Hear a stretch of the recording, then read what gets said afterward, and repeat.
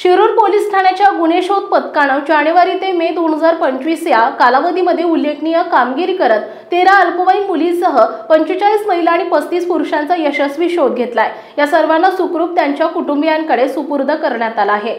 Police निरीक्षक संदेश केंजळे यांच्या मार्गदर्शनाखाली आणि पोलीस उपनिरीक्षक शुभम चव्हाण यांच्या नेतृत्वाखाली पथकानं तांत्रिक विश्लेषण, बातमीदारांची मदत आणि सखोल तपासाद्वारे ही कामगिरी पूर्ण केली। बेपत्ता व्यक्तींच्या तक्रारींची गंभीरता लक्षात घेऊन विशेष शोध पथक स्थापन करण्यात आले। यात पोलीस हवालदार संपत खबाले, अंमलदार सोनाजी तावरे, आकाश नेमाणे, पवन तायडे आणि महिला अंमलदार सारिका माळी यांचा समावेश होता। या पथकाने एका महिन्यात 80 जणांचा शोध घेऊन त्यांना कुटुंबियांकडे सुपूर्द केले।